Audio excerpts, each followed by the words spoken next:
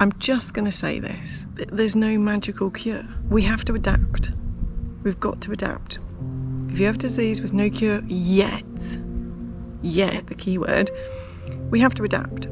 So just because there's no cure doesn't mean your life is fucked. This is a really sensitive subject, okay? Drop weight. Weight gain equals pain, right? There's no ifs and buts about it. You don't need to exercise to drop weight. It's really simple. Eat less, right? I know it's shit, especially when you're struggling with chronic illness, because for a lot of us, food is like the one treat we've got left. And I did gain a lot of weight when I first got sick, and I'm too chunky at the moment because I've been comfort eating. Our bodies are not designed to be overweight. They're not. The joints are designed to carry a certain amount of pressure. Now, I know that, you know, we're not allowed to say fat, and like there's all these politically correct shit going on, but it doesn't change the fact that human bodies currently are not designed to be obese. If you're in pain and you're struggling and you're overweight, you have the power to change that. Not your specialist, not your GP. You start watching vlogs on how to eat healthy. Drop weight, cut back, you will feel 1,000,000 times better. Currently, like 11 stone 7. I need to be like 10 and a half. Not because I give a shit about how I look, although I feel better when I'm a healthier weight. I feel better in myself. But once I drop this stone and a half, me, I will feel the difference. You don't realise it because you adapt. Because the weight gain is over a period of time, you just adapt. It's the norm for you. I promise you, if you drop weight, you will feel better. And you're gonna save money. Because takeaways, like, and all the comfort food, the cost adds up. So just get your shit together. This is in your control. You have the power. You can make change. You can improve your quality of life. And you don't even need to get off your ass. It's easy. Eat less. Just eat less and eat the right things. Stick to the basics. Eat less, eat the right things.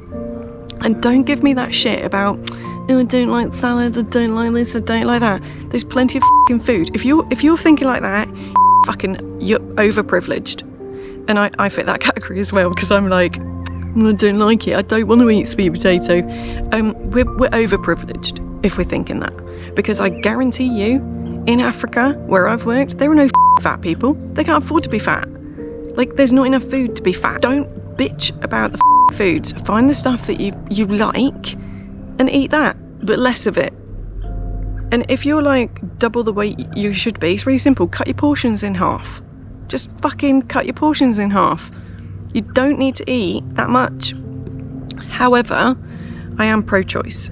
So if you want to eat enough calories to climb Everest every day, but just sit there and do nothing, that's your choice. It's your choice. But do not, I repeat, do not moan about your health and your quality of life if you're choosing to do that, because it's self-inflicted. Okay, it's your choice. It's your choice what you do. Now, for example, I have a severe form of arthritis. I have psoriatic arthritis, and it's degenerative. Now, some people can get psoriatic arthritis in one joint, and that's it. That's it. It's not going to decline. That's what they're going to deal with for the rest of their life. But mine is a bit like my personality. It's quite assertive, smidge aggressive. When I say smidge, I mean really f***ing aggressive. Even though my mental health will not change my immune system, the power of the mind is f***ing like incredible. So yes, there's currently no cure for my disease, but if I improve my mental health, it will improve my quality of life. For example, a couple of key things that I do is I always have something to look forward to on a daily and weekly basis. I don't do much forward planning, like I don't have holidays to look forward to because I'm fucked and I can't really do that. You know, travelling and things like that, my butt doesn't really work for me. I was looking forward to my mum coming up in July. That's the main thing I use on CBT, is there's something to look forward to every day. And if you've seen any of my other vlogs, it's always turn things into positives. Turn things into positives. Okay, like this is a really harsh one. When my mum's dog died, the only positive I could come up with was it means that she can rescue another dog. She can save another dog's life.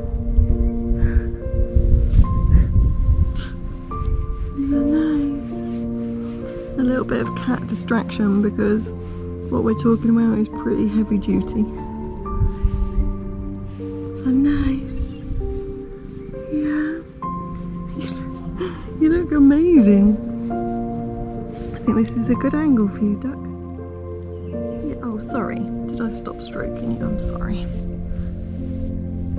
Is that better? So nice.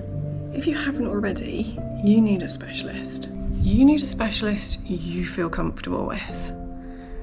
You need someone that when you've got an appointment coming up with them, you feel relieved because you know that even if there's nothing they specific they can do as in cure you, because a cure doesn't exist at this point, you feel better for talking to them. You just feel better for talking to them and talking through options. And even if it's questions about how you manage yourself, to be more self-aware, it makes you feel better. Statistically, I think it's crazy high that patients that have a specialist they are comfortable and confident with are literally like 90% better off with their mental health. I'm in that category. I don't worry because I know I can reach out to my specialist, who is the dog's bollocks. So get yourself a specialist, not a GP. GPs don't count, they are general practitioners. If you've got a GP that you are really comfortable with, that is really supportive, that's great. But when it comes to chronic illness, it is not good enough.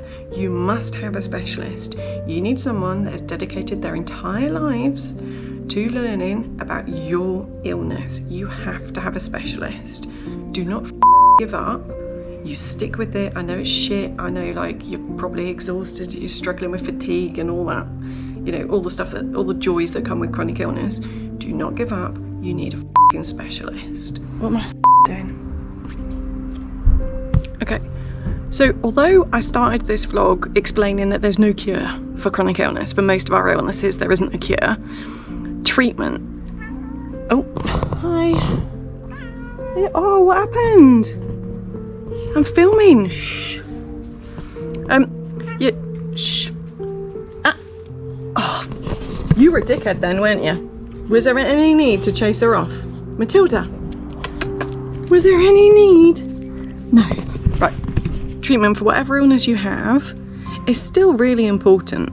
Yes, if there's no cure, but any form of treatment, anything that's going to help your body fight whatever the is going on is important. So still, please make sure you're getting treatment. And for those of you that are not diagnosed yet,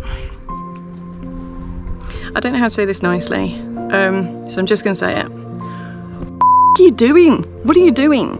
Like, I'm so surprised by how many people know there's something wrong, are really struggling, are exhausted, but you haven't been diagnosed yet. And I get that it's shit because you're trying to live your life, you're trying to get on with everything, you're dealing with whatever. You know if there's something wrong with you. You know. If you know there is something not right with your body, get diagnosed and don't give up. I know it takes energy and it's shit, especially for things like fibro and arthritis. Like for me, with my arthritis, it never shows up in my bloods. According to my bloods, I'm perfect. Okay, not perfect, but you know, healthy. I'm not f***ing healthy, but I'm glad my bloods are all right. So it took a while to get diagnosed because the straightforward blood test didn't work.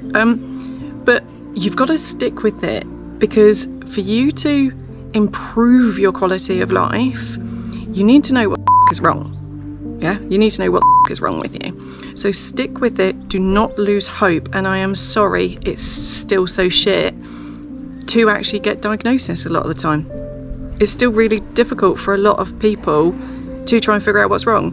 So get away from your GP, the general practitioners, get to a specialist. You've got to see a specialist. I spent 12 months with my GP. I spent less than 2 minutes with a specialist before they looked at my inflamed joints and they were like, you've got psoriatic arthritis. 2 minutes versus 12 months. Get to a fucking specialist and then work on your treatment. It will make the world of difference to your quality of life. Have you got pain relief? Because if you haven't and you're suffering from chronic illness, you fucking need it. Don't let anyone tell you otherwise. If you're experiencing pain, you need pain relief. And do not, for fuck's sake, do not work on this with your GP. GPs have completely different goals to specialists. Like, the specialist will accept that if you're up and in pain all the time, that you need pain relief. Whereas a GP, most GPs, their goal is to get people off pain relief. I have a degenerative disease. It's going to get worse, not better. Well, don't get me wrong, like, you know, I can go up and down, yeah? And when I am improving, I reduce my pain relief. But I'm not going to come off it. So I'm not going to end up without any pain relief whatsoever. Oh, thank you. Thank you.